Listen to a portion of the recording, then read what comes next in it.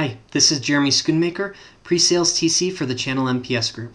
In this video, I'm going to show you how to customize the location of icons on the front panel of your HP Enterprise MFP. To do this, I need to access the embedded web server of a device. So get the IP address of your device, type it into your favorite web browser, and then log on as the administrator. I'm logged into my M527, which is running FutureSmart 4.7. Once I've logged in as the administrator in the web server, I need to go to the General tab and Home Screen Customization. At the bottom, I'll see this Home Screen Arrangement applet, which lets me actually arrange the icons on the front panel.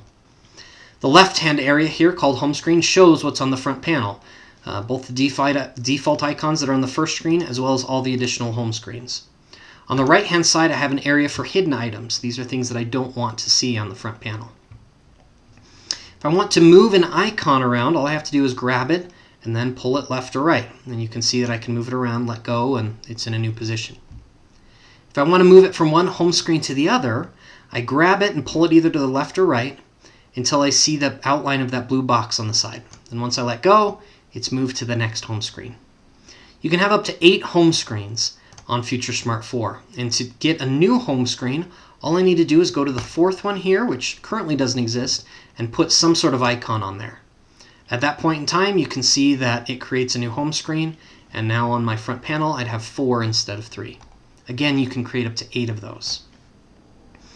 Now, some of these icons are going to have folders associated with them.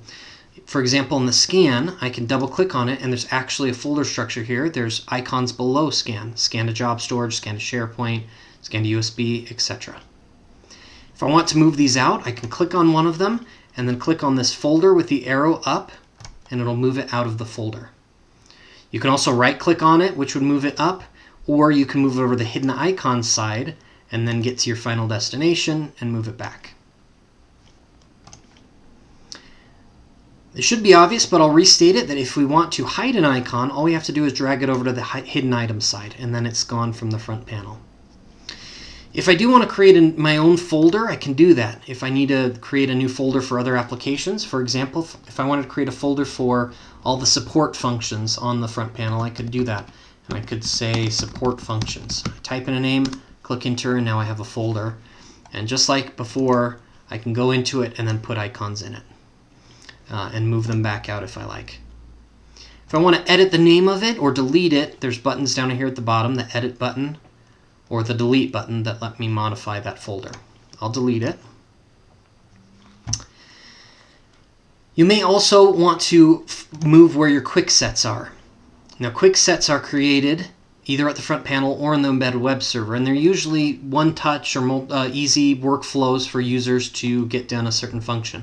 When you create those, they're automatically put in this gray folder called Quick Sets. So I can double-click on that, and I can see my quick sets there that I've created. Again, I can move these out either by putting them in hidden items or by clicking the Move Out of Folder button. I can have up to 15 icons on any home screen. If you see, I can keep adding these. I can have up to 15 of them. They'll be auto-arranged, but you can have up to 15 icons per a single screen. Finally, to make sure that your settings are stuck in place on the actual front panel, there's no apply button like many other settings in the embedded web server. So you don't need to click apply. All you need to do is go to your device and have it reset the screen or have it go to sleep and wake up. So right now my device is asleep, and if I take a snapshot, you'll see that the old configuration is there. When I wake it up and then click the reset button or just wait for it to wake up, I'll take a control panel snapshot, and you can see that my changes have all been made. Now my home screen is configured. It's much nicer for what I want to do. It's got my quick sets on the front panel and everything in place where I want it. And that's how you configure the application icons on your Enterprise MFP.